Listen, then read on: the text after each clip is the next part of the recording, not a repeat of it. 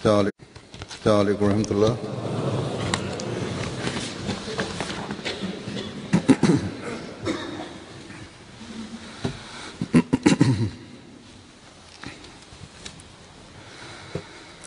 अशहदु अल्ला इलाहा इल्लल्लाह वहदहु ला शरीका लहु वअशहदु अन्ना मुहम्मदन अब्दुहु व रसूलुहु अम्मा बअदु फ़अऊज़ु बिल्लाहि मिनश शैतानिर रजीम।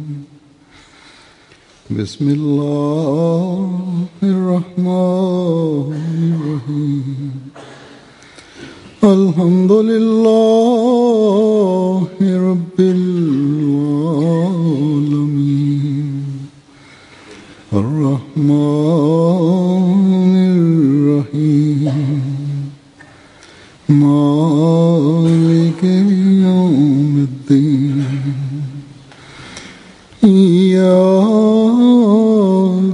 नअबुदु व इय्याका नस्तईन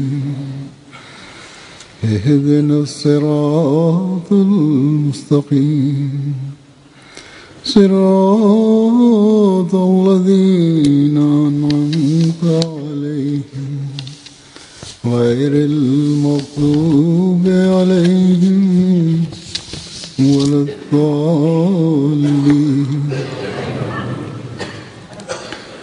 वल्लज़ीना यस्लूना मा अमरल्लाहु बिही अन युसला व यख़शौना रब्बहुम व यख़ाफ़ूना सूअल हिसाब।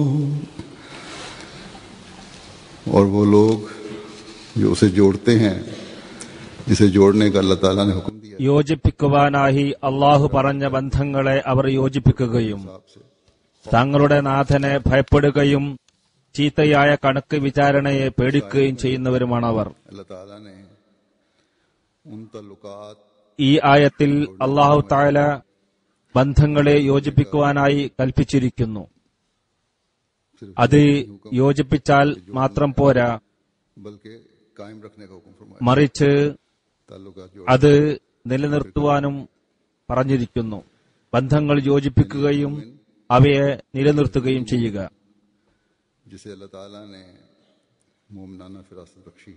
അള്ളാഹു ഉൾക്കാഴ്ച നൽകിയ ഒരു യഥാർത്ഥ വിശ്വാസി അള്ളാഹുവിന്റെ പ്രീതിക്ക് വിരുദ്ധമായ ഒരു പ്രവൃത്തിയും ചെയ്യുന്നതിനെക്കുറിച്ച് ചിന്തിക്കുക പോലുമില്ല.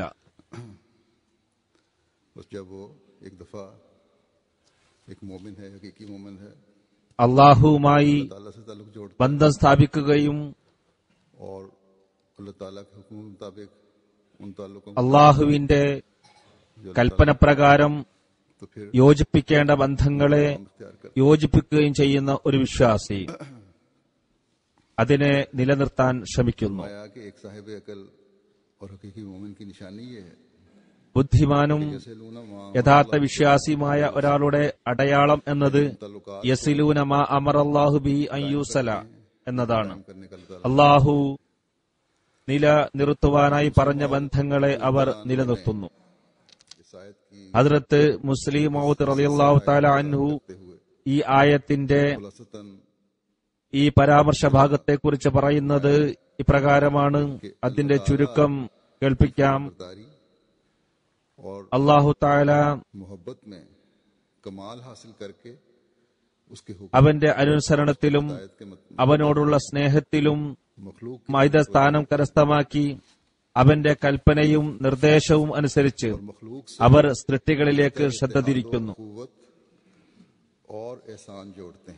സൃഷ്ടികളോട് ഐക്യവും സാഹോദര്യ ബന്ധവും ഇഹ്സാനും നിലനിർത്തുന്നു.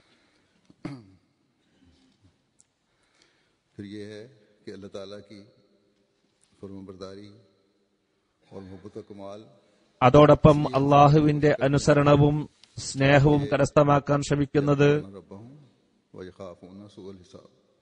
യഖ്ശൗന റബ്ബഹും വയഖാഫൂന സൂഅൽ ഹിസാബ് खौफ रखते എന്നതുകൊണ്ടാണ്. അവർ തങ്ങളെ നാഥനെ ഭയപ്പെടുന്നു, अपने रब की മോശമായ കണക്കെടുപ്പിനെ दिल में रखते हैं। പേടിക്കുകയും ചെയ്യുന്നു. खशियत लुगत में തങ്ങളുടെ നാഥനെ കുറിച്ചുള്ള ഭയം അവരുടെ ഹൃദയത്തിലുണ്ടാകും. इसके ഭയം ഖശ്യത്ത് उनको എന്നതിന് നിഘണ്ടുവിൽ നൽകിയിരിക്കുന്ന അർത്ഥം उसके हाथ ഉന്നത ഗുണങ്ങളുള്ള ഒരു വസ്തുവിന്റെ അത്യുന്നതമായ സൗന്ദര്യവും മഹത്വവും മനസ്സിലാക്കിയതിനു ശേഷം यानी खशियत उस वक्त बोला जाता അത് തന്റെ കരങ്ങളിൽ നിന്നും है चीज की मार्फत हासिल അകലുമോ എന്ന ഭയത്തിനാണ് പറയുന്നത്. नीज खौफ ആ വസ്തു കൈവിട്ടു പോകുമോ എന്ന ഭയം. അതായത് ഖശ്യത്ത് എന്ന് പറയുന്നത് बल्कि ഭയപ്പെടുന്ന വസ്തുവിനെ കുറിച്ചുള്ള യഥാർത്ഥ ജ്ഞാനം കരസ്ഥമാക്കിയിട്ടുണ്ടായിരിക്കണം. यकीन അതോടൊപ്പം ഭയം ഉണ്ടാകുന്നത് नहायत आला നഷ്ടം ഉണ്ടാവുക, ഉപദ്രവം ഉണ്ടാവുക എന്നതുകൊണ്ടല്ല, की वजह से മറിച്ച് ഈ ഭയം എന്നത് അത്യുന്നതവും മഹത്വപൂർണവുമായ ആ വസ്തു തന്റെ അശ്രദ്ധ കാരണമായി അതിന്റെ സാമീപ്യം നഷ്ടപ്പെടുമോ എന്നതാണ്. एक मोमिन के नजदीक ആകാശഭൂമികളിൽ ഏറ്റവും ഉന്നതവും മഹത്വപൂർണവുമായത് ഒരു വിശ്വാസിയെ സംബന്ധിച്ചിടത്തോളം അള്ളാഹുവിന്റെ അസ്തിത്വമാണ്. है और ना हो सकती है। അവനല്ലാതെ जैसे മറ്റൊന്നും തന്നെ ഇത്രയും മഹത്വപൂർണമായത് ഇല്ല, अल्लाह ताला ഉണ്ടാവുകയുമില്ല. നേരത്തെ വിവരിച്ചതുപോലെ मुतवज्जो ഒരു വിശ്വാസി അള്ളാഹുവിന്റെ സാമീപ്യം കരസ്ഥമാക്കിക്കൊണ്ട് അവന്റെ സൃഷ്ടികളിലേക്ക് ശ്രദ്ധ തിരിക്കുന്നു. पूरे हिसाब ഇതൊരു വിശ്വാസിയുടെ ലക്ഷണമാണ്. अल्लाह ताला की മോശമായ കണക്കെടുപ്പിനെ കുറിച്ചുള്ള പേടിയും के हक अदा അള്ളാഹുവിനോടുള്ള അനുസരണക്കേടും इनको दामन സൃഷ്ടികളുടെ കടമകൾ നിറവേറ്റാത്തതും മൂലം ഈ ഭയം ഒരു വിശ്വാസിക്ക് ഉണ്ടാകുന്നു. जैसे कि मैंने कहा ये मोमिन की निशानी है ഇങ്ങനെയുള്ള ഭയം ഉണ്ടായിരിക്കേണ്ടതാണ്. कि खुदा ताला ഇത് ഒരു വിശ്വാസിയുടെ ലക്ഷണമാണ്. അള്ളാഹു അവനോട് പിണങ്ങുന്നതും അവന്റെ സവിധത്തിൽ നിന്നും അകറ്റുന്നതും അവന് സഹിക്കാനേ കഴിയില്ല. मोमिन ना भी हो थोड़ा सा भी ईमान हो तो यही चाहता है। ഒരു യഥാർത്ഥ വിശ്വാസി അല്ലെങ്കിൽ കൂടി देखते हैं അല്പവിശ്വാസമുള്ളവർ പോലും ആഗ്രഹിക്കുന്നത് ഇതാണ്. जो कुरान करीम എന്നാൽ ലോകത്ത് उसका तर्जुमा भी पढ़ते हैं। നാം കാണുന്നത് എന്താണ്? ताला പലരും വിശുദ്ധ ഖുർആൻ ഓതുന്നവരുണ്ട്, അതിന്റെ തർജ്ജമ വായിക്കുന്നവരുണ്ട്, नहीं करते അള്ളാഹുവിനെ ഭയക്കുന്നുവെന്ന് പ്രകടിപ്പിക്കുകയും ചെയ്യുന്നവരുണ്ട്. അള്ളാഹുവിൽ നിന്നും അകറ്റപ്പെടുന്നത് അവർ ഇഷ്ടപ്പെടുന്നുമില്ല. എന്നാലും അള്ളാഹുവിന്റെ സൃഷ്ടികളുടെ കടമകൾ അവർ നിറവേറ്റുന്നില്ല. ताल्लुकात को जोड़ने का दिया है उनको हकीकी रंग में जोड़ने की कोशिश नहीं करते। അള്ളാഹു ഏതെല്ലാം ബന്ധങ്ങളെ യോജിപ്പിക്കാനാണോ പറഞ്ഞിരിക്കുന്നത് അതിനെ യഥാർത്ഥ അർത്ഥത്തിൽ യോജിപ്പിക്കാൻ അവർ ശ്രമിക്കുന്നില്ല. ഈ ഒരു വൈരുദ്ധ്യമാണ് ख्वाहिश और മുസ്ലിം ഭൂരിപക്ഷത്തിലും നാം കാണുന്നത്. और अहमदियों के बारे में भी അവരുടെ വാദങ്ങളും ആഗ്രഹങ്ങളും എല്ലാം ഉണ്ടായിട്ടും ഈ വൈരുദ്ധ്യം നാം കാണുന്നു. तारीफ के अंदर അഹമ്മദികളെ കുറിച്ചും अल्लाह ताला ने बताई। വിശ്വാസികളെ സംബന്ധിച്ച് അള്ളാഹു പറഞ്ഞ ഈ നിർവചനത്തിൽ കീഴിൽ 100% ആളുകളും വരുന്നുണ്ടെന്ന് നമുക്ക് പറയാൻ കഴിയില്ല. അതുകൊണ്ട് നാമും ഈ കാര്യത്തിൽ ഒരു ആത്മാപരിശോധന നടത്തേണ്ടിയിരിക്കുന്നു. सिर्फ एक वस्फ का जिक्र ഇപ്പോൾ ഒരു യഥാർത്ഥ വിശ്വാസിയുടെ ഉന്നത ഗുണങ്ങളിൽ നിന്ന് ഒരു ഗുണത്തെ മാത്രം പരാമർശിക്കാനാണ് ഞാൻ ആഗ്രഹിക്കുന്നത്. ഇതിനെക്കുറിച്ച് അള്ളാഹുവിന്റെ വ്യക്തമായ നിർദ്ദേശങ്ങൾ ഉള്ളതാണ്. മുസ്ലിങ്ങളുടെ ഗുണങ്ങൾ എന്തെല്ലാമാണെന്നും ഏതെല്ലാം ഗുണങ്ങൾ അവരിൽ ഉണ്ടാകണമെന്നും അള്ളാഹു വിവരിച്ചിട്ടുണ്ട്. വിശ്വാസിയുടെ ഗുണങ്ങളിൽ വളരെ ശ്രേഷ്ഠമായ ഒരു के हवाले से ഗുണമാണ് വിവരിക്കുന്നത്. ഇതിനെ സംബന്ധിച്ച് ആദ്യം ഞാൻ മുസ്ലിം നാടുകളുമായി ബന്ധപ്പെടുത്തിക്കൊണ്ട് ചില കാര്യങ്ങൾ പറയുന്നതാണ്. ഉലമാക്കളും ഭരണാധികാരികളും ഇസ്ലാമിന്റെയും ഈമാനിന്റെയും പേരിൽ ഈ ഗുണത്തെ ചെവിട്ടി മതിച്ചുകൊണ്ടിരിക്കുകയാണ്. कि हकीकी मोमिनीन की അള്ളാഹു പറയുന്നു, निशानी है യഥാർത്ഥ വിശ്വാസിയുടെ ഒരു ഗുണം എന്നത് आपस में റുഹമാഉ ബൈനഹും, रहम അവർ പരസ്പരം और नरमी का കരുണയും ദയയും കൃപയും ഉള്ളവരായിരിക്കും എന്നാണ്. इस हुक्म की या मोमिन की निशानी ഞാൻ പറഞ്ഞതുപോലെ जिस तरह വിശ്വാസിയുടെ ഈ ഗുണത്തെ और इस्लाम के नाम മതത്തിന്റെയും पामाली हो रही है ഇസ്ലാമിന്റെയും പേരിൽ वो किसी एक मुल्क में नहीं, तकरीबन तमाम मुस्लिम दुनिया में ചെവിട്ടി മതിക്കപ്പെടുകയാണ്. ഇത് ഏതെങ്കിലും ഒരു രാജ്യത്തല്ല, ഏകദേശം എല്ലാ മുസ്ലിം നാടുകളിലും ഈ സ്ഥിതിവിശേഷമാണ് നമുക്ക് കാണാൻ സാധിക്കുന്നത്. ചില സ്ഥലത്ത് കുറവാണെങ്കിലും മറ്റു സ്ഥലത്ത് കൂടുതലായി കാണാം. കാരണം ഓരോരുത്തരുടെയും വ്യക്തി താൽപര്യ സംരക്ഷണം ദൈവപ്രീതി കരസ്ഥമാക്കുന്നതിനെ കവച്ചുവെച്ചിരിക്കുകയാണ്. പാകിസ്ഥാനിന്റെ അവസ്ഥ നോക്കുക. അവിടെ ഡസൻ കണക്കിന് ആളുകളാണ് നിത്യവും വധിക്കപ്പെടുന്നത്. ഒരു മുസ്ലിം മറ്റൊരു മുസ്ലിമിനെ കൊല്ലുന്നു. കഴിഞ്ഞ ചില വർഷങ്ങളുടെ കൊലപാതകത്തിന്റെ കണക്കുകൾ പരിശോധിക്കുകയാണെങ്കിൽ ഇതിന്റെ കണക്ക് ആയിരങ്ങൾ കവിയുന്നതാണ്. അതിന്റെ യഥാർത്ഥ സ്ഥിതി വിവര കണക്കുകൾ ഇപ്പോൾ എന്റെ പക്കലില്ല. പത്രങ്ങൾ വായിക്കുമ്പോൾ മനസ്സിലാകുന്നത് നിത്യവും ഡസൻ കണക്കിന് പേരാണ് അവിടെ വധിക്കപ്പെടുന്നത്. ഇതുകൂടാതെ ഓരോ വർഷവും ആത്മഹത്യാ സ്ഫോടനങ്ങളിലൂടെ നൂറുകണക്കിനല്ല ആയിരക്കണക്കിന് ആളുകൾ കൊല്ലപ്പെടുന്നുണ്ട്. ഇതെല്ലാം തന്നെ അള്ളാഹുവിന്റെ പേരിലും മതത്തിന്റെ പേരിലുമാണ് നടക്കുന്നത്. കാരണം റഹമാഉ ബൈനഹും എന്നതിനു മുമ്പ് അള്ളാഹു തആല വിശ്വാസികളുടെ ഒരു ഗുണമായി പറഞ്ഞത് അഷിദ്ദാഉൽ കുഫാർ എന്നതാണ്. നിഷേധികളോട് കാഠിന്യമുള്ളവരായിരിക്കും, അവരോട് പരുഷമായി പെരുമാറുന്നവരായിരിക്കും.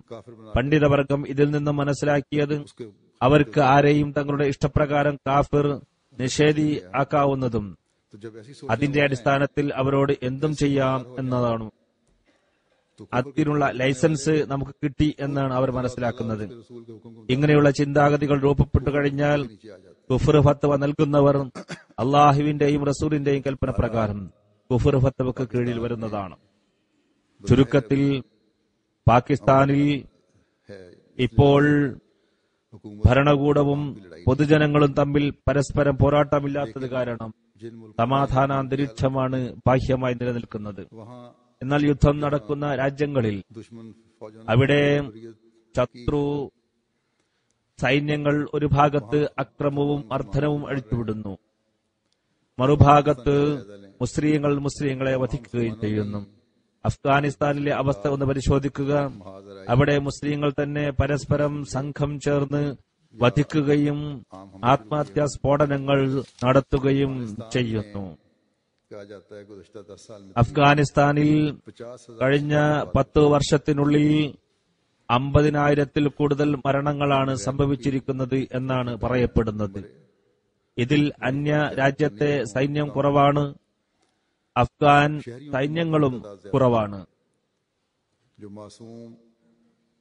ഏറ്റവും കൂടുതൽ ആ നാട്ടിലെ ജനങ്ങളാണ് മരിച്ചു വീണത്. നിഷ്കളങ്കരും വീടുകളിൽ ഇരിക്കുന്നവരും അങ്ങാടികളിൽ നടക്കുന്നവരുമായ ആ നാട്ടിലെ സ്വന്തം പൗരന്മാരാണ് ഇவ்வித അക്രമത്തിന് കുറിമാനമാക്കപ്പെടുന്നത്. ഷാമിലും സിറിയയിലും മുസ്ലിങ്ങൾ തന്നെ പരസ്പരം തമ്മിൽ പോരാടിക്കൊണ്ടിരിക്കുകയാണ്. 70,000 ആളുകൾ ഈ ഇടയ്ക്ക് വധിക്കപ്പെട്ടിട്ടുണ്ടെന്നാണ് സൂക്ഷ്മമായ കണക്കുകൾ പറയുന്നതെന്നാണ് പറയപ്പെടുന്നത്. ഇതിൽ ഭൂരിഭാഗവും നിഷ്കളങ്കരായ നാട്ടുകാരാണ് വധിക്കപ്പെട്ടത്. മിസ്രിൽ വിപ്ലവം കൊണ്ടുവരുമെന്ന പേരിൽ ആയിരങ്ങൾ വധിക്കപ്പെട്ടു. ലിബിയയിൽ ആയിരങ്ങളാണ് കൊല ചെയ്യപ്പെട്ടത്. ഇപ്പോഴും അവിടെ നരഹത്യ നടന്നുകൊണ്ടിരിക്കുകയാണ്. ഇറാഖിൽ 2003 മുതൽ ഇതുവരെ 6 ലക്ഷത്തിൽ കൂടുതൽ ആളുകൾ വധിക്കപ്പെട്ടു എന്നാണ് പറയപ്പെടുന്നത്.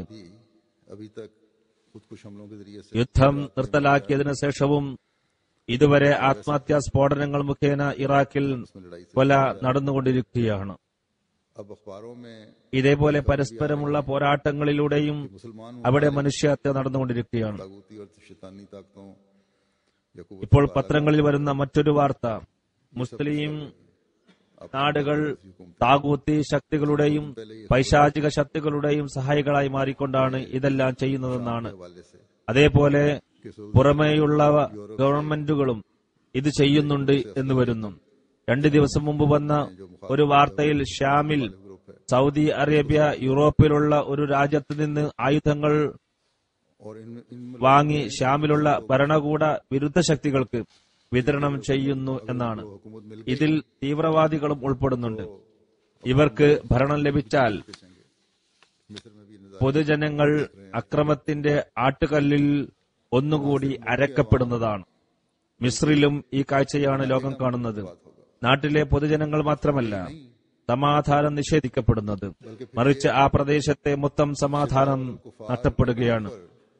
അവിടെ അഷിദ്ദാവലൽ കുഫാർ എന്നതിന്റെ പേരിൽ ലോക സമാധാനം തന്നെ തകർക്കാൻ ഇവർ പരിശ്രമിക്കുകയാണ്. മുസ്ലിം നാടുകൾ ഏതെങ്കിലും രാജ്യത്ത് അക്രമം നടക്കുന്നതായി കാണുകയാണെങ്കിൽ ഇസ്ലാമിന്റെ യഥാർത്ഥ അധ്യാപനമനുസരിച്ച് മുസ്ലിം നാടുകളിലെ സംഘടനകൾ ചർച്ചയിലൂടെ അന്യരെ ഇതിനിടയിൽ കൊണ്ടുവരാതെ സമാധാനത്തിനായും പൗരന്മാരുടെ അവകാശ സംരക്ഷണത്തിനായും പരിശ്രമിക്കുകയാണ് വേണ്ടത്. ഇത് അവർക്ക് ചെയ്യാമായിരുന്നു. ഷാമിൽ ആദ്യം അൽവി ഭരണകൂടം ആക്രമണം ചെയ്യുകയായിരുന്നുവെങ്കിൽ ഇപ്പോൾ അതിന് വിരുദ്ധമായ കാഴ്ചയാണ് നാം കാണുന്നത്. ഇത് കാരണം മുസ്ലിം നാടുകൾ 2 ബ്ലോക്കുകളായി രൂപാന്തരപ്പെട്ടിരിക്കുകയാണ്. അത് ആ പ്രദേശത്തിനാകമാനം ഭീഷണിയായി തീർന്നിരിക്കുകയാണ്. ഇനി ലോകമഹായുദ്ധം നടക്കുകയാണെങ്കിൽ അതിന്റെ തുടക്കം പൗരസ്ത്യ നാടുകളിൽ നിന്നായിരിക്കും ആരംഭിക്കുക. കഴിഞ്ഞ യുദ്ധങ്ങളെപ്പോലെ പാശ്ചാത്യ നാടുകളിൽ നിന്നായിരിക്കില്ല. അതുകൊണ്ട് മുസ്ലിം നാടുകൾ അവരുടെ ഉത്തരവാദിത്തങ്ങൾ മനസ്സിലാക്കുക. ജനങ്ങളും ഭരണകൂടങ്ങളും പണ്ഡിതവർഗവും രാഷ്ട്രീയ പ്രവർത്തകരും വിശുദ്ധ ഖുർആന്റെ ഈ കൽപ്പനയനുസരിച്ച് പ്രവർത്തിക്കുന്നവരായിരുന്നെങ്കിൽ എത്ര നന്നായേനെ. അള്ളാഹു പറയുന്നു, ഇന്നമൽ മുഅ്മിനൂന ഇഖ്വത്തുൻ ഫഅസ്ലിഹൂ ബൈന അഖവൈക്കും വത്തഖുല്ലാഹ ലഅല്ലക്കും തുർഹമൂൻ. വിശ്വാസികൾ പരസ്പരം സഹോദരങ്ങളാണ്. അതുകൊണ്ട് നിങ്ങളുടെ 2 സഹോദരങ്ങൾക്കിടയിൽ രഞ്ജിപ്പുണ്ടാക്കുക. അള്ളാഹുവിന്റെ തഖ്വ സ്വായത്തമാക്കുക, നിങ്ങളിൽ കരുണ ചെയ്യപ്പെടുന്നതിന് വേണ്ടി. ഇവർ തഖ്വ സ്വായത്തമാക്കിയിരുന്നുവെങ്കിൽ പരസ്പരമുള്ള കരുണ കാരണം, റഹമാഉ ബൈനഹും എന്ന ഗുണം കാരണം അള്ളാഹുവിന്റെ കാരുണ്യത്തിൽ നിന്നും ഒരംശം ഇവർക്ക് ലഭിക്കുമായിരുന്നു. മുസ്ലിങ്ങളോട് റഹമാഉ ബൈനഹും എന്ന് അള്ളാഹു കൽപ്പിച്ചപ്പോൾ ആ ആയത്തിന്റെ അവസാനത്തിൽ അള്ളാഹു പറയുന്നത് സൽപ്രവർത്തികൾ ചെയ്യുന്ന വിശ്വാസികൾക്ക് മഹത്തായ പ്രതിഫലം ലഭിക്കുന്നതാണ് എന്നാണ്. ഈ കൊലയുടെയും അക്രമത്തിന്റെയും അവസ്ഥ ഞാൻ വിവരിക്കുകയുണ്ടായി. ഇവിടെ നിയമലംഘനവും പ്രത്യക്ഷത്തിൽ യുദ്ധത്തിന്റെ അവസ്ഥയും നിലനിൽക്കുന്നു. പ്രത്യക്ഷത്തിൽ എന്ന് ഞാൻ പറയാൻ കാരണം ചില ഉന്നത ഭരണകൂടങ്ങളും രാജ്യങ്ങളും തങ്ങളുടെ മഹിമ കാണിക്കാനായി അവിടെ താവളമാക്കിയിരിക്കുകയാണ്. അവിടെ യുദ്ധത്തിന്റെ അവസ്ഥ സൃഷ്ടിച്ചിരിക്കുകയാണ്. അവർ പറയുന്നത് ഞങ്ങൾ ഈ പ്രദേശത്ത് സമാധാനം സ്ഥാപിക്കാനാണ് വന്നിരിക്കുന്നതെന്നാണ്. മുസ്ലിങ്ങൾ അള്ളാഹുവിന്റെ കൽപ്പന പ്രകാരം പരസ്പരം കാരുണ്യത്തോട് വർത്തിച്ചിരുന്നുവെങ്കിൽ, സംസ്കരണത്തിനായി സ്വയം പരിശ്രമിച്ചിരുന്നുവെങ്കിൽ, യുദ്ധത്തിന്റെ അവസ്ഥ രൂപപ്പെട്ടിരുന്നെങ്കിൽ തന്നെ വാസ്ലിഹു ബൈന അഖവൈക്കും, നിങ്ങളുടെ സഹോദരങ്ങൾക്കിടയിൽ സുൽഹ് ഉണ്ടാക്കുക എന്ന കൽപ്പനയനുസരിച്ച് പ്രവർത്തിക്കുമായിരുന്നു. ഇങ്ങനെ പ്രവർത്തിച്ചിരുന്നുവെങ്കിൽ അന്യർക്ക് ഇവിടെ വരേണ്ട ഒരു ആവശ്യവും ഉണ്ടാകുമായിരുന്നില്ല. അവർക്ക് അതിനുള്ള ധൈര്യവും ഉണ്ടാകുമായിരുന്നില്ല. ഏതായിരുന്നാലും ഞാൻ പറഞ്ഞത് വന്നത് ഈ യുദ്ധത്തിലും കുഴപ്പത്തിലും അകപ്പെട്ടിരിക്കുന്ന രാജ്യങ്ങളുടെ അവസ്ഥ പ്രകടമാണ്. എന്നാൽ ഏതെല്ലാം നാടുകളിൽ ഇപ്പോൾ ബാഹ്യമായ സമാധാനാവസ്ഥ നാം കാണുന്നുവോ അവിടെയും മുസ്ലിങ്ങളുടെ കഴുത്തറുക്കുന്നു. ബംഗ്ലാദേശിന്റെ അവസ്ഥ എന്താണ്?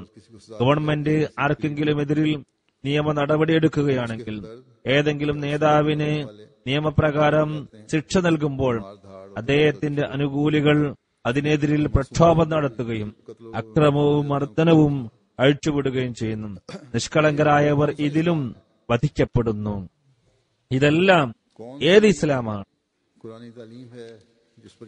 വിശുദ്ധ ഖുർആന്റെ ഏത് അധ്യാപനത്തിന്റെ അടിസ്ഥാനത്തിലാണ് മുസ്ലിങ്ങൾ പ്രവർത്തിക്കുന്നത്? നാം ഒരു ആത്മപരിശോധന നടത്തുകയാണെങ്കിൽ അക്രമവും മർദ്ദനവും മുസ്ലിം നാടുകളിലാണ് ഏറ്റവും കൂടുതലുള്ളത് എന്ന് മനസ്സിലാകുന്നതാണ്. ഇസ്ലാമിന്റെ പേരും പറഞ്ഞ് മുസ്ലിങ്ങൾ ഇതിൽ ഉൾപ്പെടുകയാണ്. മുസ്ലിങ്ങളുടെ അഥവാ നാമധാരികളായ മുസ്ലിങ്ങളുടെ ദൗർഭാഗ്യമല്ലാതെ മറ്റെന്താണിത്? കാരണം അല്ലാഹു തആല യഥാർത്ഥ വിശ്വാസിയുടെ അടയാളമായി പറഞ്ഞത് അള്ളാഹുമായുള്ള ബന്ധം കാരണം അള്ളാഹുവിന്റെ സൃഷ്ടികളുമായുള്ള അവരുടെ ബന്ധം ശക്തമായിരിക്കുമെന്നാണ്. പ്രത്യേകിച്ച് മുസ്ലിങ്ങൾ മറ്റു മുസ്ലിങ്ങളുമായുള്ള ബന്ധത്തിൽ പ്രത്യേകമായ സാഹോദര്യ ബന്ധവും നിലനിർത്തേണ്ടതാണ്. जितने नेक ഇത് ദൗർഭാഗ്യമല്ലെങ്കിൽ മറ്റെന്താണ്? तो जो नेक ഇസ്ലാം നന്മ പ്രവർത്തിക്കണമെന്നതിനെക്കുറിച്ച് എത്രമാത്രം ഊന്നൽ നൽകിയിട്ടുണ്ടോ, के रास्तों की तरफ चलने की तवज्जो സമാധാനത്തിലും हमने दिलाई। സ്നേഹത്തിലും കഴിയണമെന്ന് ഇസ്ലാം എത്രമാത്രം ഊന്നി പറഞ്ഞിട്ടുണ്ടോ, അതനുസരിച്ചുകൊണ്ട് മുസ്ലിങ്ങൾ മോശമായിക്കൊണ്ടിരിക്കുകയാണ്. അത്ര കണ്ട് അവരിൽ അക്രമികൾ ഉണ്ടായിക്കൊണ്ടിരിക്കുകയാണ്. ക്രിസ്തീയ നാടുകളിൽ നിങ്ങളൊന്ന് പരിശോധിക്കുക. फितने का मुझे ठहराया जाता है। അവിടെ മുസ്ലിങ്ങളെയാണ് കുഴപ്പക്കാരായി മുദ്രകുത്തിയിരിക്കുന്നത്. कहा यह जाता है कि मुसलमान के ആ നാടുകളുടെ ജയിലുകളിൽ മുസ്ലിം തടവുകാരാണ് കൂടുതലെന്ന് പറയപ്പെടുന്നു. അവരുടെ ജനസംഖ്യയുടെ അനുപാതം അനുസരിച്ച് നോക്കുമ്പോൾ മുസ്ലിങ്ങളായിരിക്കും കൂടുതൽ. करने के लिए യഥാർത്ഥത്തിൽ मसीह मौद ने മുസ്ലിങ്ങളുടെ ഈ അധപ്പതനാവസ്ഥയിൽ നിന്നും അവരെ രക്ഷപ്പെടുത്താൻ വേണ്ടിയായിരുന്നു വാഗ്ദത്ത മസീഹ് വരേണ്ടത്. അദ്ദേഹം വരികയും ചെയ്തു. ना किसी मसीह की जरूरत എന്നാൽ അവർ പറയുന്നത് ഞങ്ങൾക്ക് ഒരു പരിഷ്കർത്താവിന്റെയും ആവശ്യമില്ലെന്നാണ്, ഒരു മസീഹിന്റെയും ആവശ്യമില്ലെന്ന് അവർ പറയുന്നു. ഞങ്ങൾക്ക് तालीम का ഞങ്ങളുടെ അധ്യാപനം മാത്രം മതി. उलमा അധ്യാപനം മതിയെങ്കിൽ പണ്ഡിതവർഗം തങ്ങളുടെ വ്യക്തി താൽപര്യങ്ങൾ സംരക്ഷിക്കുന്നതിനായി ये किस लिए വിവിധ കക്ഷികൾക്ക് രൂപം നൽകിയത് എന്തിനാണ്? इस्लामी तालीम पर क्यों नहीं चलाते? ഇവരെ യഥാർത്ഥ ഇസ്ലാമിക അധ്യാപനമനുസരിച്ച് എന്തുകൊണ്ട് മുന്നോട്ട് കൊണ്ടുപോകുന്നില്ല? और एक दूसरे में എത്രമാത്രം വിഭാഗീയത, കക്ഷി പ്രതികക്ഷികൾ എന്തിനാണ്? इस പരസ്പരം ഓരോ കക്ഷിയും കടിച്ചു കീറുകയും ചെയ്യുന്നു. अपने पीछे चलने वालों को करवाते हैं कि यक्षौन रब्बा हूं व यखाफून യഖ്ഷൗന റബ്ബഹും വയഖാഫൂന സുഅൽ ഹിസാബ് എന്ന അള്ളാഹുവിന്റെ കൽപ്പനയനുസരിച്ച് എന്തുകൊണ്ട് സ്വയം നടക്കുകയും തന്റെ പിന്നിലുള്ളവരെ നടത്തുകയും ചെയ്യുന്നില്ല? യഥാർത്ഥത്തിൽ ഇവർക്ക് ഇവരുടെ നാഥനെക്കുറിച്ചുള്ള ഭയമില്ല. അന്ത്യദിനത്തിലെ കണക്കെടുപ്പിനെക്കുറിച്ചും ചിന്തയില്ല. നിഷ്കളങ്കരും മതത്തെക്കുറിച്ചറിയാത്തവരുമായ പൊതുജനങ്ങളെ തങ്ങളുടെ और ये സ്വയംകൃത അധ്യാപനങ്ങളുടെയും വ്യാഖ്യാനങ്ങളുടെയും അടിസ്ഥാനത്തിൽ വഞ്ചിച്ചുകൊണ്ടിരിക്കുകയാണ്. ഈ നേതാക്കളും ഫത്വ നൽകുന്നവരും എല്ലാം ചെയ്യുന്നത് ഇതാണ്. रहती दुनिया तक जारी रहने वाला है, തിരുനബി സല്ലല്ലാഹു അലൈഹി വസല്ലമയുടെ ഈ മഹത്തായ സന്ദേശം क्योंकि ലോകാന്ത്യം വരെ നിലനിൽക്കുന്നതാണ്. ये इस पैगाम को आगे पहुंचाते रहना। തിരുനബി സല്ലല്ലാഹു അലൈഹി വസല്ലം പറഞ്ഞിരുന്നു, ഈ സന്ദേശം इसको ये लोग എത്താത്തവർക്ക് നിങ്ങൾ എത്തിക്കണമെന്ന്. ഉമ്മത്തിൽ നൽകിയ സന്ദേശം മറക്കരുതെന്ന് പറഞ്ഞിരുന്നു. भूलते नहीं। ये कहना चाहिए कि अपने ഉലമാവർഗം ഇത് മറന്നു കളയുന്നു. सल्लल्लाहु अलैहि वसल्लम के पैगाम മറക്കുകയല്ല, पर से पुश डाल യഥാർത്ഥത്തിൽ തങ്ങളുടെ സ്വയം താൽപര്യ സംരക്ഷണത്തിനായി തിരുനബി സല്ലല്ലാഹു അലൈഹി വസല്ലമയുടെ സന്ദേശത്തെ പിൻപുറം തള്ളിക്കൊണ്ട് ये यकीन അതിന് ഒരു പ്രാധാന്യവും നൽകാതെ मुर्तकिब हो रहे हैं। ഇവർ പ്രവാചക നിന്ദക്ക് കാരണമാവുകയാണ് ചെയ്യുന്നത്. बड़ा वाज़ेह फरमाया था हज्जतुल विदा के मौके ഹജ്ജത്തുൽ വിദാഇന്റെ അവസരത്തിൽ തിരുനബി സല്ലല്ലാഹു അലൈഹി വസല്ലം വളരെ വ്യക്തമായി പറഞ്ഞിരുന്നു, तुम्हारी आबरूएं ഇന്നത്തെ ദിവസം നിങ്ങളുടെ രക്തവും ധനവും നിങ്ങളുടെ അഭിമാനവും പാവനമാക്കപ്പെട്ടിരിക്കുന്നു. इस शहर ഈ ദിവസവും ഈ പട്ടണവും ഈ മാസവും പാവനമാക്കപ്പെട്ടതുപോലെ तुम अपने रब से मिलोगे। ജനങ്ങളെ तुमसे पूछे നിങ്ങൾ അടുത്ത് തന്നെ कि तुमने നിങ്ങളുടെ നാഥനെ കണ്ടുമുട്ടുന്നതാണ്. देखो നിങ്ങൾ എങ്ങനെ പ്രവർത്തിച്ചു എന്ന് അവൻ നിങ്ങളോട് ചോദിക്കുന്നതാണ്. लग जाओ। എനിക്ക് ശേഷം നിങ്ങൾ കാഫിറുകളായി തീരരുത്. നിങ്ങൾ പരസ്പരം കഴുത്തറുക്കരുത്. ശ്രദ്ധിച്ചു കേൾക്കുക. നിങ്ങളിൽ ആരാണോ ഇവിടെയുള്ളത് അവർ ഇവിടെ സന്നിഹിതരാകാത്തവർക്ക് ഈ സന്ദേശം എത്തിക്കുക. ഒരുപക്ഷെ സന്ദേശം എത്തിക്കപ്പെടുന്നവർ സന്ദേശം കേൾക്കുന്നവരെക്കാളും ശ്രദ്ധയുള്ളവരായിരിക്കും. पहुंचा दिया। തുടർന്ന് തിരുനബി സല്ലല്ലാഹു അലൈഹി വസല്ലം പറഞ്ഞു, ഞാൻ അള്ളാഹുവിന്റെ സന്ദേശം ശരിക്കും എത്തിച്ചിട്ടില്ലേ? हज़रत अबू बकर തിരുനബി സല്ലല്ലാഹു അലൈഹി വസല്ലം ഈ വചനം 3 പ്രാവശ്യം ആവർത്തിച്ചു. ഹസ്രത്ത് അബൂബക്കർ റളിയല്ലാഹു അൻഹു റിവായത്ത് ചെയ്യുന്നു, ഞങ്ങൾ പറഞ്ഞു, അതെ അള്ളാഹുവിന്റെ റസൂലെ, താങ്കൾ അള്ളാഹുവിന്റെ സന്ദേശം ശരിക്കും എത്തിക്കുകയുണ്ടായി. അപ്പോൾ തിരുനബി സല്ലല്ലാഹു അലൈഹി വസല്ലം പറഞ്ഞു, അള്ളാഹുവെ നീ സാക്ഷി നിൽക്കുക. बस इस वादे इरशाद ഇന്ന് മുസ്ലിങ്ങൾക്ക് ലഭിക്കുന്ന സന്ദേശം ഇതാണ്. नाम नेहाद उलमा के पास എന്നാൽ നാം കണ്ടുകൊണ്ടിരിക്കുന്ന പ്രവർത്തനങ്ങൾ മുകളിൽ പറഞ്ഞതും ഇത്രയും വ്യക്തമായ നിർദ്ദേശങ്ങൾ ഉണ്ടായിരിക്കെ ഈ നാമധാരികളായ മുല്ലാവർഗത്തിന്റെ പക്കൽ ഈ അക്രമവും മർദ്ദനവും അഴിച്ചുവിടുന്നതിനും മതത്തിന്റെ പേരിൽ പരസ്പരം കഴുത്തറുക്കുന്നതിനും എന്ത് തെളിവാണ് അവശേഷിക്കുന്നത്? ഈ നിർദ്ദേശത്തെ ചെവിട്ടി മതിച്ചുകൊണ്ട് ഇവർ പ്രവാചക നിന്ദക്ക് കാരണമാകുകയല്ലേ ചെയ്യുന്നത്? തിരുനബി സല്ലല്ലാഹു അലൈഹി വസല്ലം പറഞ്ഞു, മുസ്ലിം എന്ന് പറഞ്ഞാൽ തന്റെ നാവുകൊണ്ടും കൈകൊണ്ടും മറ്റു മുസ്ലിങ്ങൾ സുരക്ഷിതരായിരിക്കുന്നവരാണ്. ഇന്നുള്ള മുല്ലാവർഗം മുസ്ലിം എന്നതിന് ഇവിടെ നൽകിയിരിക്കുന്ന നിർവചനത്തിന് കീഴിൽ വരുമോ? അഹമ്മദികളെ ഇവർ നിയമത്തിന്റെ തണലിൽ ഇസ്ലാമിൽ നിന്നും പുറത്താക്കി. ഇതിനായി എല്ലാ കക്ഷികളും യോജിക്കുകയും ചെയ്തു. ഇത് കാരണം ഞങ്ങൾക്കൊരു കോട്ടവും തട്ടില്ലെന്നത് മറ്റൊരു കാര്യം. അള്ളാഹു ഞങ്ങളെ മുസ്ലിങ്ങൾ എന്ന് പറയുന്നു. ഞങ്ങൾ കലിമ ചൊല്ലുന്നു. ഹൃദയാത്മന ഖത്മുൽ മുർസലീന്റെ സേവകരാണ് ഞങ്ങൾ. എന്നാൽ അഹമ്മദികളല്ലാത്ത മറ്റു കക്ഷികളുമുണ്ട്. അവരോടും എന്തുമാത്രം അക്രമമാണ് അഴിച്ചുവിടുന്നത് എന്ന് നോക്കുക. പാകിസ്ഥാനിലെ കോയിട്ടയിൽ 2 സന്ദർഭങ്ങളിലായി ഡസൻ കണക്കിന് സ്ത്രീകളെയും കുട്ടികളെയും നിഷ്കളങ്കരെയും കൊന്നൊടുക്കുകയുണ്ടായി. എന്ത് തെറ്റാണ് അവർ ചെയ്തത്? അവർ ഈ മുല്ലാക്കൾക്ക് ഇഷ്ടമില്ലാത്ത ഒരു വിഭാഗത്തിൽപ്പെട്ടവരാണ് എന്നത് മാത്രമാണ് അവർ ചെയ്ത തെറ്റ്. അവർ ന്യൂനപക്ഷമാണ്. അഹമ്മദികൾക്കെതിരിൽ അതിക്രമം അഴിച്ചുവിടാൻ ഇവർ ഒരു നിയമം ഉണ്ടാക്കിയിരുന്നു. അതിൽ എല്ലാ കക്ഷികളും ഉൾപ്പെടുകയും ചെയ്തിരുന്നു. ഇപ്പോൾ ഷിയാക്കൾക്കെതിരിലും ഇതുപോലുള്ള അക്രമം അഴിച്ചുവിടുകയാണ്. ഈ അക്രമം ഓരോ കക്ഷിയും മറ്റേ കക്ഷിയെ ഇതിന്റെ പേരിൽ ആക്രമിക്കും.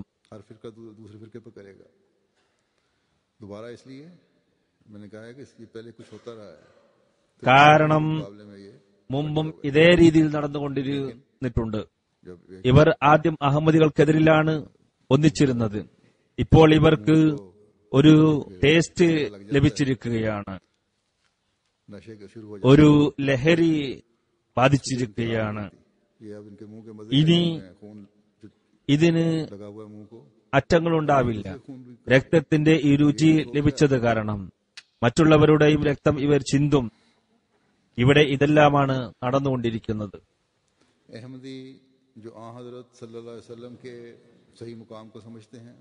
തിരുനബി സല്ലല്ലാഹു അലൈഹി വസല്ലമയുടെ യഥാർത്ഥ സ്ഥാനമാനത്തെ അറിയുന്ന അഹമ്മദികൾ ഞങ്ങൾ മുകളിൽ പറഞ്ഞ ഹദീസിനെ മുസ്ലിങ്ങളിൽ മാത്രം ഒതുക്കി നിർത്തുന്നില്ല. ഞങ്ങളുടെ അടിസ്ഥാനത്തിൽ സമാധാനകാംക്ഷികളായ ലോകത്തുള്ള എല്ലാവരും ഇതിൽ ഉൾപ്പെടുന്നു എന്നാണ്. ഹദ്റത്ത് മുസ്ലിം മൗദ് റളിയല്ലാഹു അൻഹു ഇതിന്റെ വ്യാപ്തിയെക്കുറിച്ച് വിശദീകരിച്ചത് ഇപ്രകാരമാണ്. പൊതുവിൽ പറയാറുള്ളത് മുസ്ലിങ്ങളിൽ നിന്ന് മറ്റു മുസ്ലിങ്ങൾ സുരക്ഷിതരായിരിക്കും എന്നതാണ്. ഇത് മുസ്ലിങ്ങളിൽ മാത്രം പരിമിതമല്ല. ഇതിന്റെ ശരിയായ അർത്ഥം ഇപ്രകാരമാണ്: മുസ്ലിം എന്ന് പറഞ്ഞാൽ ആരുടെ നാവിൽ നിന്നും കയ്യിൽ നിന്നും സമാധാനകാംക്ഷികളായ ഓരോ വ്യക്തിയും സുരക്ഷിതമായിരിക്കുന്നുവോ അവനാണ്. തഖ്വ മുഖേന തിരുനബി സല്ലല്ലാഹു അലൈഹി വസല്ലമയുടെ യഥാർത്ഥ ജ്ഞാനം ലഭിക്കുന്നത് ഇതാണ്. ഈ പണ്ഡിതരുടെ വക്കൽ തഖ്വയില്ല. അവർ തങ്ങളുടെ ആത്മപ്രശംസയിലും ദുരഭിമാനത്തിലും മുഴുകിയിരിക്കുകയാണ്. അത് കാരണം ഈ യഥാർത്ഥ തഖ്വ അവർക്ക് ലഭിക്കുന്നില്ല. അതിനാൽ ഇവരുടെ സ്വയം താൽപര്യങ്ങൾ അവസാനിക്കാത്തിടത്തോളം, ത്യാഗത്തിന്റെ മനോഭാവം ഇവരിൽ ഉണ്ടാക്കാത്തിടത്തോളം ഇത് ഉണ്ടായിത്തീരുന്നതല്ല. ത്യാഗമനോഭാവം ഉണ്ടാകുന്നത് റഹമാഉ ബൈനഹും എന്നതിന്റെ ആത്മാവിനെ മുമ്പിൽ വെച്ചുകൊണ്ട് പ്രവർത്തിക്കുമ്പോഴാണ്. അതിനാൽ എത്ര വലിയ ജുബ്ബാധാരികളായാലും ശരി, അവർ അള്ളാഹുവിന്റെ മുമ്പിൽ യഥാർത്ഥ മൂമിൻ ആവുകയില്ല. യഥാർത്ഥ വിശ്വാസി അല്ലെങ്കിൽ അവർക്ക് മറ്റുള്ളവരെ എങ്ങനെ വഴികാട്ടാൻ സാധിക്കും? കഴിഞ്ഞ ദിവസം പാകിസ്ഥാനിൽ ഒരു മൗലവി ഒരു പ്രസ്താവന നടത്തുകയുണ്ടായി. അഹമ്മദികൾ ക്യാൻസറാണ്. എവിടത്തെ ക്യാൻസർ ആവോ? ഏതായിരുന്നാലും ഒരു കാര്യം വ്യക്തമാണ്: അഹമ്മദികൾ ക്യാൻസർ അല്ല. അഹമ്മദികൾ അള്ളാഹുവിന്റെ യഥാർത്ഥ അധ്യാപനത്തെ ജനമനസ്സുകളിൽ എത്തിച്ചുകൊണ്ട് മാനവരാശിക്ക് ശമനൌഷധമായിത്തീരുന്നവരാണ്. അഹമ്മദികളുടെ വാക്കുകൾ കേട്ടുകൊണ്ട് അമുസ്ലിങ്ങളും ഇസ്ലാമിനെതിരിൽ എഴുതുന്നവരും പറയുന്നത് നിങ്ങളുടെ ഇസ്ലാമും മറ്റു പണ്ഡിതരുടെ ഇസ്ലാമും വ്യത്യാസമാണ് എന്നുള്ളതാണ്. എന്തുകൊണ്ടാണ് ഇത് പറയുന്നത്? അപ്പോൾ ഞങ്ങൾക്ക് പറയേണ്ടതായി വരുന്നു, ഞങ്ങളുടെ ഇസ്ലാം തിരുനബി സല്ലല്ലാഹു അലൈഹി വസല്ലം കൊണ്ടുവന്ന ഇസ്ലാമാണ്. വിശുദ്ധ ഖുർആന്റെ അധ്യാപനത്തിന്റെ അടിസ്ഥാനത്തിലുള്ള ഇസ്ലാമാണ് ഞങ്ങളുടേത്. മൗലവിമാരുടെ ഇസ്ലാം അവരുടെ സ്വയംകൃത ഇസ്ലാമാണ്. മതത്തിന്റെ പേരിൽ സ്വയം താൽപര്യങ്ങൾ സംരക്ഷിക്കുകയാണ് അവർ ചെയ്യുന്നത്. അള്ളാഹു മുസ്ലിം സമുദായത്തിന്റെ കണ്ണു തുറപ്പിക്കട്ടെ, അവരുടെ ഹൃദയം തുറന്നു കൊടുക്കട്ടെ. യഥാർത്ഥ ഇസ്ലാം എന്താണെന്ന് അവർക്ക് മനസ്സിലാക്കി കൊടുക്കട്ടെ. ആ ഇസ്ലാമാണ് ഇന്ന് തിരുനബി സല്ലല്ലാഹു അലൈഹി വസല്ലമയുടെ യഥാർത്ഥ ശിഷ്യൻ മുഖേന ലോകത്ത് വ്യാപിച്ചുകൊണ്ടിരിക്കുന്നത്. ഏതായിരുന്നാലും ഞാൻ തുടക്കത്തിൽ പറഞ്ഞതുപോലെ നാം നമ്മെക്കുറിച്ചും 100%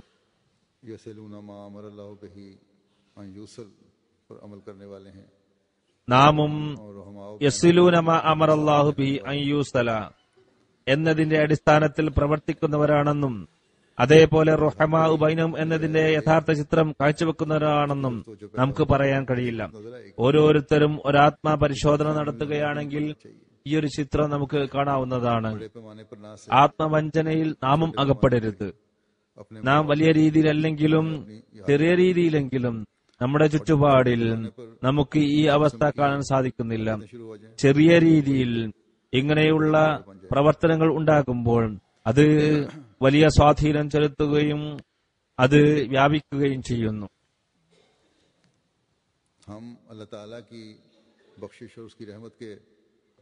അള്ളാഹു നമുക്ക് പുറത്തു തരണമെന്ന് ആഗ്രഹിക്കുന്നവരാണ്.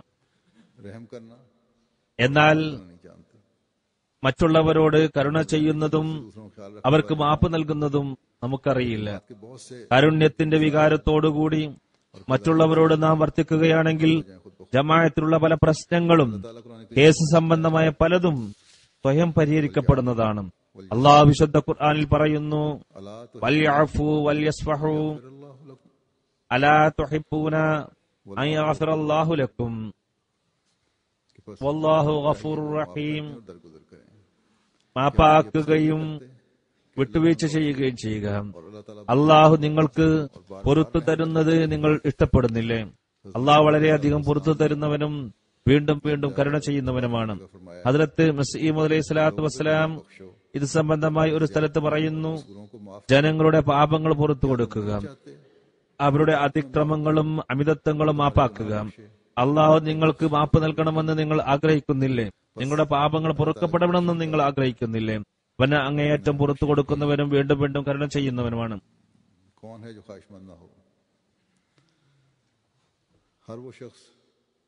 അതുകൊണ്ട് അള്ളാഹുവിന്റെ പൊറുക്കലിനെ ആഗ്രഹിക്കാത്തവർ ആരുണ്ട്? അള്ളാഹുവിന്റെ അസ്തിത്വത്തിൽ ഉറച്ചു വിശ്വസിക്കുന്ന ഓരോരുത്തരും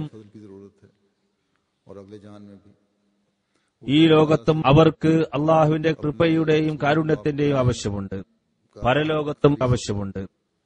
അവർ എപ്പോഴും അള്ളാഹു പുറത്തു തരട്ടെ എന്ന് ആഗ്രഹിക്കുന്നവരാണ്. അള്ളാഹു പറയുന്നു, ഇത് നിങ്ങൾ ആഗ്രഹിക്കുന്നുണ്ടെങ്കിൽ എന്റെ ഈ ഗുണത്തെ നിങ്ങളും സ്വായത്തമാക്കുക. എന്റെ സൃഷ്ടികളുമായുള്ള ബന്ധത്തിൽ കാരുണ്യത്തെ കൂടുതലായി പോഷിപ്പിക്കുക. ഇത് സംബന്ധമായി കൂടുതൽ വിശദീകരണങ്ങളില്ലാതെ ചില ഹദീസുകൾ നിങ്ങളുടെ മുമ്പാകെ വെക്കാൻ ഞാൻ ആഗ്രഹിക്കുകയാണ്. ഈ വിഷയത്തെ ഈ ഹദീസുകൾ കൂടുതൽ വ്യക്തമാക്കുന്നു. ഹസ്രത്ത് അനസ് ബിൻ മാലിക് വിവരിക്കുന്നു, ഞാൻ തിരുനബി സല്ലല്ലാഹു അലൈഹി വസല്ലം പറയുന്നതായി കേട്ടു, ആരാണോ ആഹാര വിഭവങ്ങളിൽ വിശാലത കൈവരിക്കണമെന്ന് ആഗ്രഹിക്കുന്നത്, അദ്ദേഹത്തിന്റെ വയസ്സും നല്ല സ്മരണയും നിലനിൽക്കണമെന്ന് ആഗ്രഹിക്കുന്നത്, അവർ രക്തബന്ധങ്ങളെ ഊട്ടിയുറപ്പിക്കട്ടെ. തന്റെ കുടുംബങ്ങളുമായുള്ള നല്ല ബന്ധം നിലനിർത്തേണ്ടതാണ്, അവരുടെ തെറ്റുകൾ മാപ്പാക്കേണ്ടതാണ്. ഹദ്റത്ത് അമർ ബിൻ ഷുഐബ് തന്റെ പിതാവിൽ നിന്നും പിതാമഹനിൽ നിന്നും നിവേദനം ചെയ്യുന്നു, തിരുനബി സല്ലല്ലാഹു അലൈഹി വസല്ലം അരുളി, ചെറിയവരോട് കരുണ കാണിക്കാത്തവനും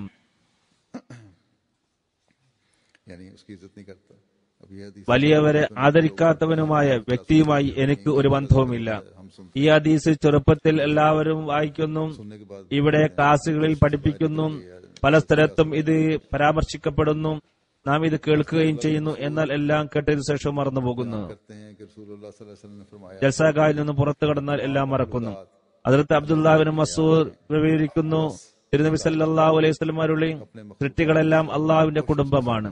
തന്റെ കുടുംബത്തോട് നല്ല നിലയിൽ വർത്തിക്കുന്നവനെയാണ് സൃഷ്ടികളിൽ അള്ളാഹു ഏറ്റവും കൂടുതൽ ഇഷ്ടപ്പെടുന്നത്. അവരുടെ ആവശ്യങ്ങൾ പരിഗണിക്കുന്നവരെയും മറ്റുള്ളവരുടെ ആവശ്യങ്ങൾ പരിഗണിക്കുന്നത് ത്യാഗമനോഭാവം ഉണ്ടാകുമ്പോഴാണ്. കാരുണ്യത്തിന്റെ വികാരം ഉണ്ടാകുമ്പോഴാണ്.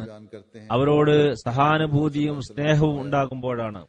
ഹദ്റത്ത് അബ്ദുല്ലാഹിബ്നു അമർ വിവരിക്കുന്നു, തിരുനബി സല്ലല്ലാഹു അലൈഹി വസല്ലം അരുളി, കരുണ ചെയ്യുന്നവരോട് കാരുണ്യവാനായ ദൈവം കരുണ ചെയ്യുന്നതാണ്. ഭൂവാസികളോട് കരുണ ചെയ്യുക, ആകാശീയനായ ദൈവം നിങ്ങളോട് കരുണ ചെയ്യുന്നതാണ്. ഹദ്റത്ത് ജാബിർ വിവരിക്കുന്നു, തിരുനബി സല്ലല്ലാഹു അലൈഹി വസല്ലം അരുളി, ആരിലാണോ 3 കാര്യങ്ങൾ ഉള്ളത്, അള്ളാഹു അവനെ തന്റെ സംരക്ഷണത്തിലും കാരുണ്യത്തിലും വെക്കുന്നതാണ്, അവനെ സ്വർഗത്തിൽ പ്രവേശിപ്പിക്കുന്നതാണ്.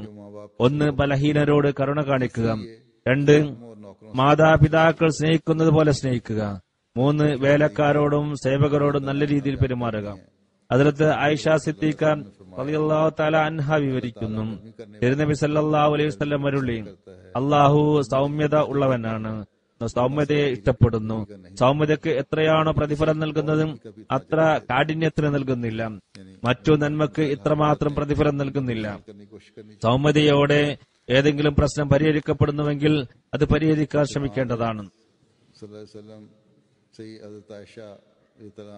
ഹദ്റത്ത് ആയിഷ റളിയല്ലാഹു അൻഹ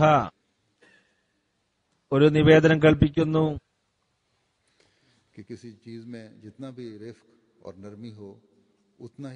തിരുനബി സല്ലല്ലാഹു അലൈഹി വസല്ലം അരുളി, ഒരു വസ്തുവിൽ എത്രമാത്രം സൗമ്യതയും അനുകമ്പയും ഉണ്ടോ അത് അത്രമാത്രം മനോഹരമായി തീരുന്നു, അതിന്റെ സൗന്ദര്യം വർദ്ധിക്കുന്നു.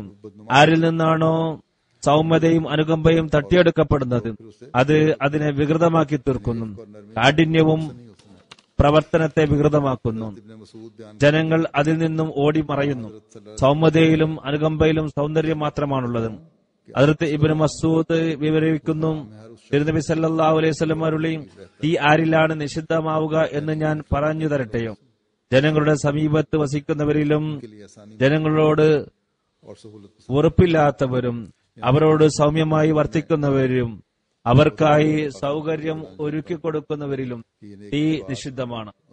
ഇവിടെ ഞാൻ ഭാരവാഹികളുടെ ശ്രദ്ധ ഇതിലേക്ക് ക്ഷണിക്കാൻ ആഗ്രഹിക്കുന്നു. കാരുണ്യവികാരം, സൽവികാരം ഓരോ ഭാരവാഹിയിലും ഉണ്ടായിരിക്കേണ്ടതാണ്.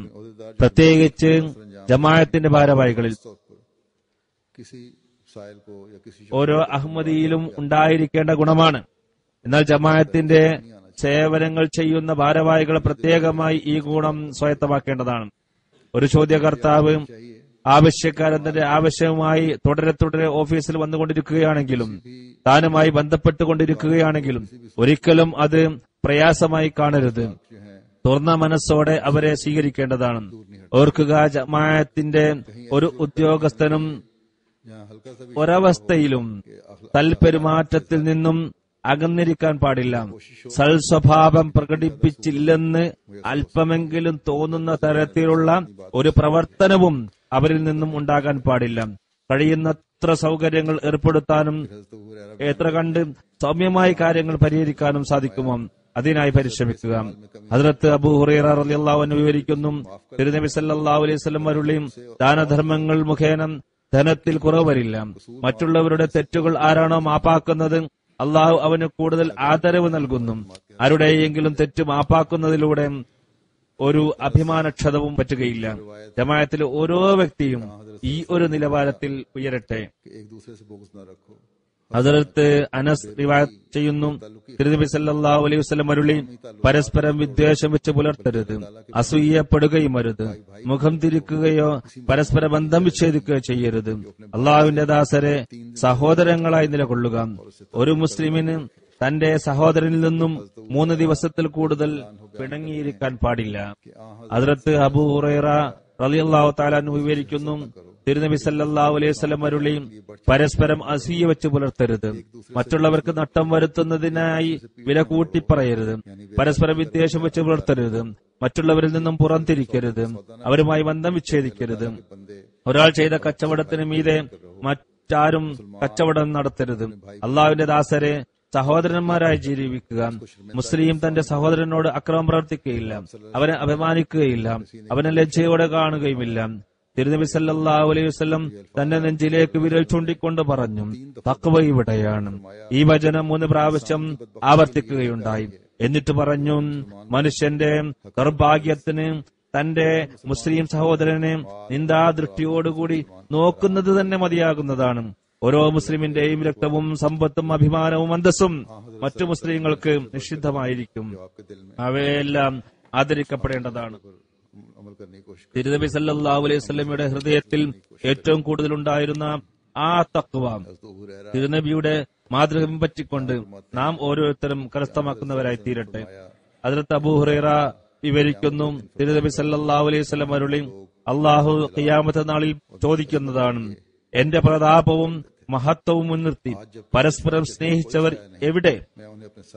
എന്റെ തണലല്ലാതെ മറ്റൊരു തണലും ഇല്ലാത്ത ഈ നാളിൽ അവരെ ഞാൻ എന്റെ കാരുണ്യത്തിന്റെ തണലിൽ വെക്കുന്നതാണ്. അള്ളാഹു നമ്മുടെ പരസ്പരമുള്ള ബന്ധങ്ങളെ സ്നേഹത്തിന്റെയും സൗഹാർദ്ദത്തിന്റെയും അടിസ്ഥാനത്തിൽ നിലനിർത്തട്ടെ.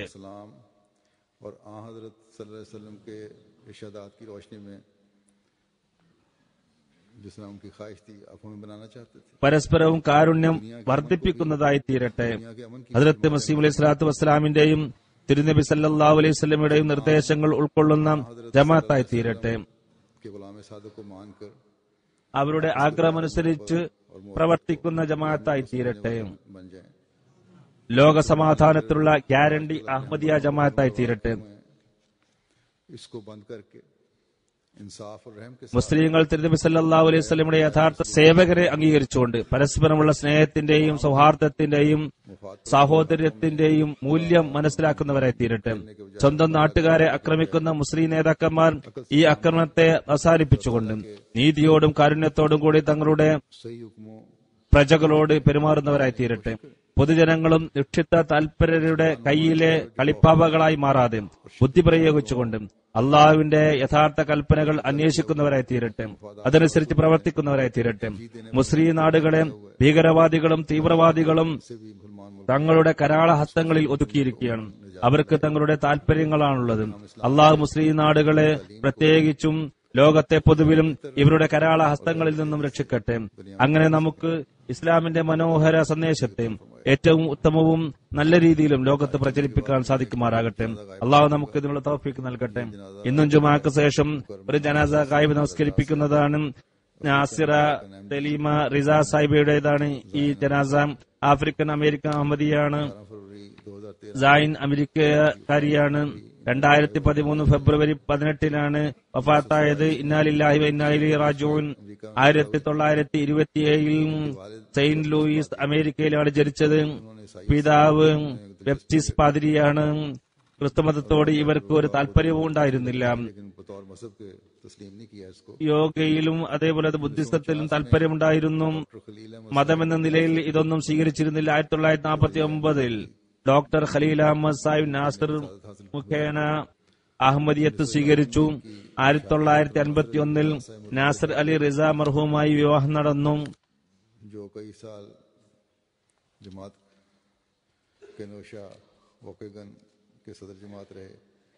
കൻവേഷ ഒപ്പഗൻ ജമാഅത്തിലെ സദർ ജമാഅത്തായി ഇദ്ദേഹം കുറെ കാലം സേവനമനുഷ്ഠിച്ചിട്ടുണ്ട്. 1985 ഇവരുടെ കുടുംബം മർവാക്കിയിലേക്ക് ഷിഫ്റ്റ് ചെയ്തു. തലീർ സെക്രട്ടറിയായി അവിടെ സേവനമനുഷ്ഠിച്ചു. തന്റെ കുടുംബം കൂടാതെ മറ്റു 3 കുടുംബത്തിന്റെയും ശിക്ഷണ കാര്യങ്ങൾ ഇവർ നോക്കിപ്പോന്നു. 1975 റീജിയണൽ സദർ ലജ്നയായി നിയമിക്കപ്പെട്ടു. 81 മുതൽ 85 വരെ വീണ്ടും നിയമിക്കപ്പെട്ടു. ലജ്ന ഇമായിലയുടെ 5 മജ്ലിസുകളെ നോക്കിയിരുന്നു. ലോക്കൽ സദറായും പ്രവർത്തിച്ചു. 85 മുതൽ 95 വരെ പ്രാദേശിക ലജ്നയുടെ വിവിധ വകുപ്പുകളിൽ പ്രവർത്തിച്ചു. 85 ലജ്ന സദർ വാക്കിൽഗൺ ആയി നിയമിക്കപ്പെട്ടു. തബ്ലീഗിൽ നല്ല താൽപര്യമുണ്ടായിരുന്നു. നോട്ടീസും ലഘുലേഖകളും കൂടെ കൊണ്ട് നടന്ന് വിതരണം നടത്തുമായിരുന്നു.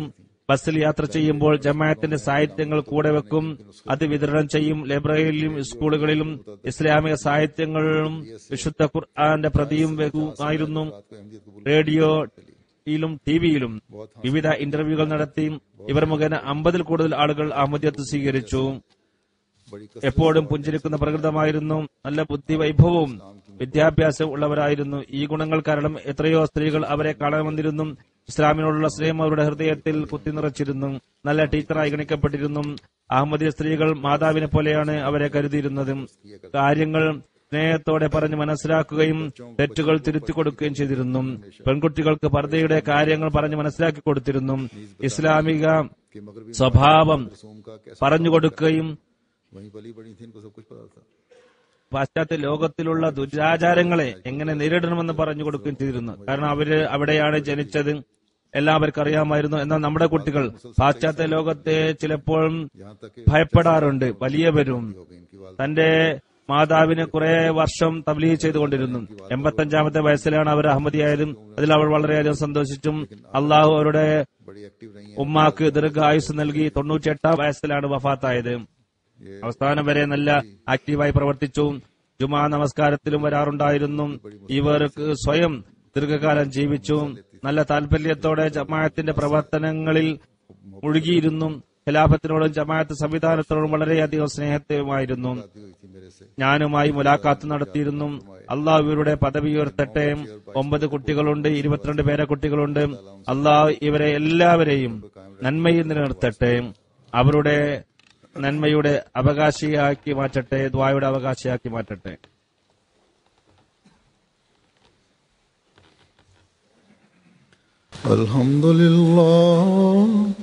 അൽഹംദുലില്ലാഹി നഹ്മദുഹു വനസ്തഈനുഹു വനസ്തഗ്ഫിറുഹു വനുഅ്മിനു ബിഹി വനതവക്കലു അലൈഹി ونعوذ بالله من شرور أنفسنا ومن سيئات أعمالنا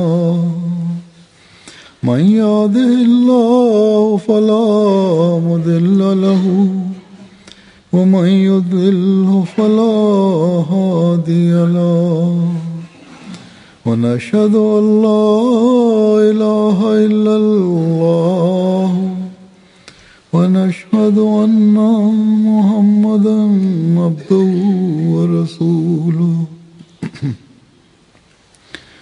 عباد الله رحمكم الله إن الله يأمر بالعدل والإحسان وإيتاء ذي القربى